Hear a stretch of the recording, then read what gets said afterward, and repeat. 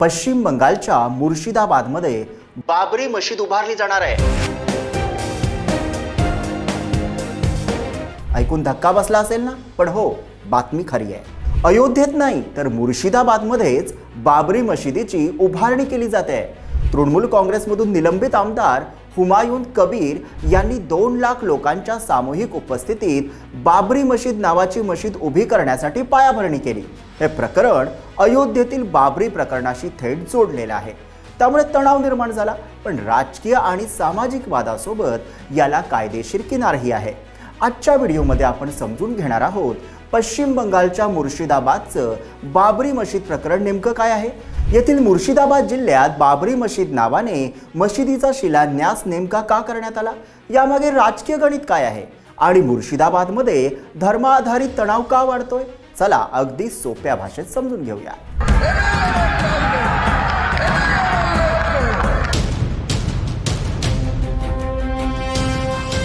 जिस पार्टी से हुमायूं कबीर साहब चुनाव लड़ेगा, हम लोग उनका साथ है। 26 में ममता दीदी का सरकार गिर जाएगा, 110% गारंटी। नमस्कार, मी विहंग ठाकूर। मुर्शिदाबादमध्ये 6 डिसेंबरला मोठा वाद उफाळला। टीएमसी मधून निलंबित आमदार हुमायून कबीर यांनी बेलडांगा रेजी नगरमध्ये बाबरी मशीद नावाची मशिदीची पायाभरणी केली। कार्यक्रम प्रचंड होता। 2 लाख लोक मशिदीच्या पायाभरणीसाठी विटा घेऊन आले। सौदीतील धार्मिक नेते आले। 150 फूट लांबीचा स्टेज, 60,000 बिर्याणी पॅकेट्स आणि 3,000 सुरक्षा कर्मचारी, आरएएफ, बीएसएफ आणि स्थानिक पोलीस यांचा कडेकोट बंदोबस्त। आता तुम्हाला प्रश्न पडला असेल की हा वाद का निर्माण झाला, कारण तारीख 6 डिसेंबर, तीच तारीख ज्या दिवशी बाबरी मशीद पडली। याचा अर्थ असा की या कार्यक्रमाला केवळ धार्मिकच नव्हे तर राजकीय आणि भावनिक दोन्ही पातळ्यांवर महत्त्व आहे। देशभरातील लोकांचं आणि माध्यमांचं यावर लक्ष होतं, कारण हा छोटा वाद भविष्यातील राजकारणावर मोठा प्रभाव टाकू शकतो। तर मग हा वाद का निर्माण झाला, यामागे 3 मुख्य कारणं आहेत।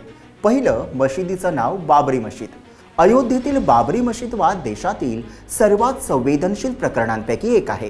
त्याच्या नावाचा वापर म्हणजे राजकीय उद्देशाने लोकांच्या भावनांना हात घालण्याचा प्रयत्न आहे, असं काही विश्लेषकांचं मत आहे। दुसरं कारण म्हणजे तारीख 6 डिसेंबर। या दिवशी अयोध्येतील बाबरी विध्वंसाची 33वी वर्षपूर्ती होती। त्याच दिवशी शिलान्यास म्हणजे विरोधकांच्या मते सिम्बॉलिक पॉलिटिक्स होय। तिसरं म्हणजे टीएमसीचे कबीर यांची राजकीय महत्त्वाकांक्षा। टीएमसी म्हणते पक्षाचा त्यांच्याशी काही संबंध नाही। कबीर म्हणतात, मी माझ्या भूमिकेवर ठाम आहे आणि लवकरच नवीन पक्ष काढणार।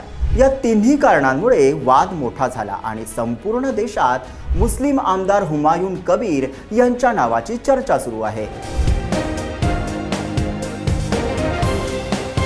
त्यातच अयोध्या आणि मुर्शिदाबाद यांच्यात आता एक नवीन नॅरेटिव्ह युद्ध सुरू झाले। 2024 मध्ये राम मंदिराचं भव्य उद्घाटन झालं, पण दुसरीकडे धन्नीपूरमधील मशीद अद्याप सुरू झालेली नाही। म्हणून हा मुद्दा देशभरात राजकीय पातळीवर मोठ्या प्रमाणात वापरला जातोय। धन्नीपूर बाबरी मशिदीचं बांधकाम थांबण्यामागचं 3 मोठी कारणं आहेत।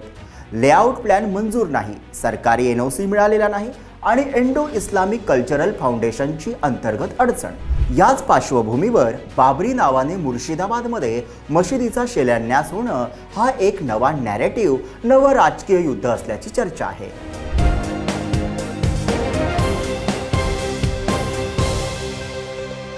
कायदेशीर दृष्टिकोनातून पाहता भाजपा आणि काही नागरिकांनी कलकत्ता हायकोर्टात याचिका दिली होती, पण त्यांनी मागणी केली शिलान्यास थांबवा आणि कायदा सुव्यवस्था धोक्यात येईल असं सांगितलं।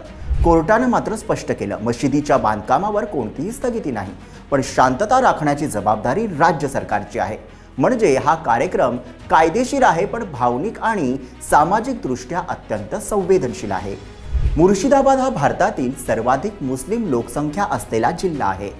2011च्या जनगणनेनुसार इथे मुस्लिमांची संख्या 66.27%, हिंदू 33.21%, इतर धर्मीय 1%।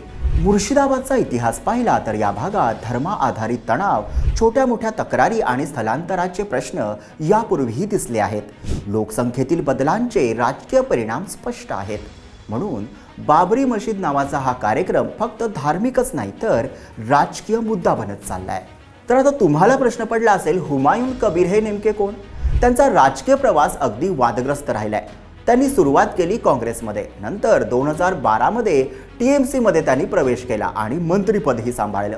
2015 मध्ये TMC मधून बाहेर पडले आणि 2018 मध्ये भाजपमध्ये प्रवेश केला. 2019 मध्ये भाजपच्या तिकिटावर लोकसभा निवडणूक लढवली पण पराभव झाला. नंतर पुन्हा TMC मध्ये दाखल झाले.